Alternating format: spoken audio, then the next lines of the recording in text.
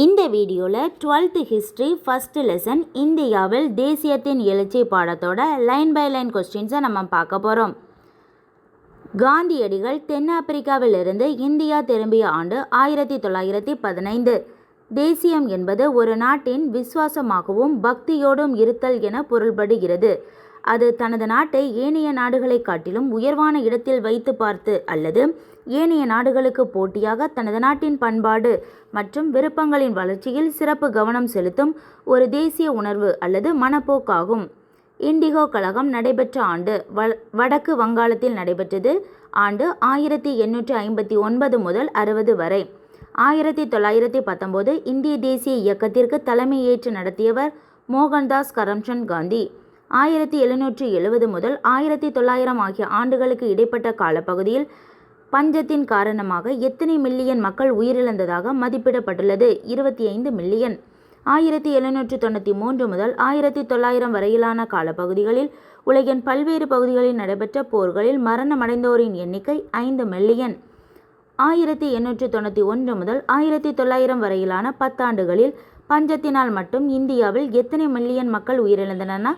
19 million மக்கள் என்று குறிப்பிட்டுள்ள மெட்ராஸ் டைம்ஸ் பத்திரிகையின் ஆசிரியர் வில்லியம் டிக்பை. 1866 ஒரிசா பஞ்சத்தின் போது 1 மில்லியன் மக்கள் பட்டினிக்கு பலியான நிலையில் ஆங்கிலேயர்கள் எத்தனை மில்லியன் பவுண்ட் அரிசியை இங்கிலாந்திற்கு ஏற்றுமதி செய்தனர்? 200 மில்லியன். ஒரிசா பஞ்சத்தின் தூண்டுதலின் காரணமாக இந்தியாவின் வறுமை குறித்து தனது வாழ்நாள் முழுவதும் ஆய்வை தொடங்கியவர் யார்? தாதாபாய் நவ்ரோஜி. எந்த காலப்பகுதிகளில் தொடர்ந்து 2 ஆண்டுகள் பருவமழை பொய்த்து போனதால் மதராஸ் மாகாணத்தில் மிக பெரும் பஞ்சம் ஏற்பட்டது? 1876 முதல் 78 ஆண்டுகளில். ஒரிசா பஞ்சத்தின் போது பின்பற்றப்பட்ட தலையிடா கொள்கையினை பின்பற்றிய அரச பிரதிநிதி லிட்டன் பிரபு.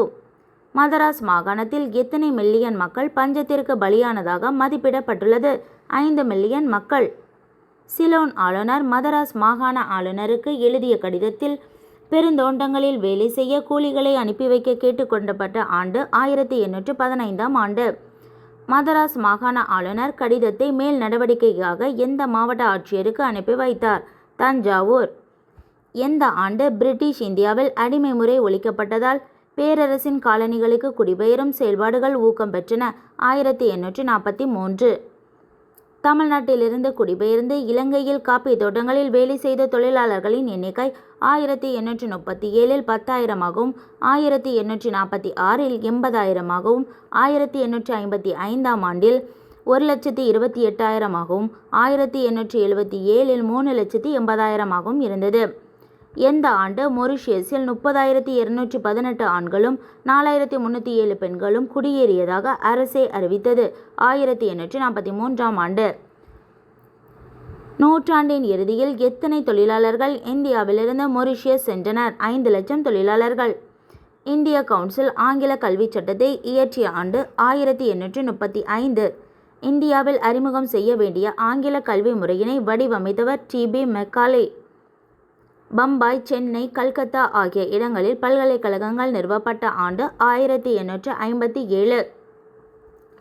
1834 முதல் 38 வரை கவர்னர் ஜெனரலின் ஆலோசனை குழுவில் முதல் சட்டமன்ற உறுப்பினராக அங்கம் வகித்தவர் டி.பி. மெக்காலே. மெக்காலே இந்தியாவிற்கு வருவதற்கு முன்னதாக பொது கல்விக்கான பொதுக்குழு உருவாக்கப்பட்ட ஆண்டு 1823. கல்வி தொடர்பாகவும் எம்மொழியில் கல்வி கற்பிக்கப்பட வேண்டும் என்பது குறித்தும் கிழக்கிந்திய கம்பெனிக்கு வழிகாட்டுவது பொதுக்குழுவின் பொறுப்பு ஆகும். கீழ்த்திசை கல்விக்குழு கல்வி எந்த மொழிகளில் கற்பிக்கப்பட வேண்டும் என்ற கருத்தினை முன்வைத்தது? பிராந்திய மொழிகளில். பிராந்திய மொழினா அந்தந்த மாநிலத்திலுள்ள சிறப்பான மொழி. ஆங்கில மரபுக்குழு மேலை கல்வி எந்த வழியில் கற்பிக்கப்பட வேண்டும் என்ற கருத்தினை முன்வைத்தது? ஆங்கில மொழி. மெக்காலே எந்த குழுவின் கருத்துக்கு ஆதரவாக இருந்தார்? ஆங்கில மரபு வழி கல்வி. 1835 இந்திய கல்வி குறித்த குறிப்புகள் என்ற குறிப்புகளை வெளியிட்டவர் டி.பி. மெக்காலே. பம்பாய், சென்னை, கல்கத்தா ஆகிய இடங்களில் பல்கலைக்கழகங்கள் நிறுவப்பட்ட ஆண்டு 1857. இந்திய தண்டனை சட்டம் ஆண்டு 1870. பிராந்திய மொழி சட்டம் 1878. சர் சையது அகமது கானால் நிறுவப்பட்ட இயக்கம் அலிகார் இயக்கம்.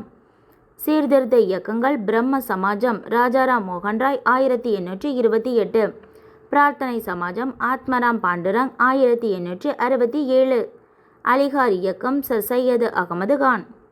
மீட்பு இயக்கங்கள் ஆரிய சமாஜம், ராமகிருஷ்ணர் இயக்கம், தியோபந்த் இயக்கங்கள்.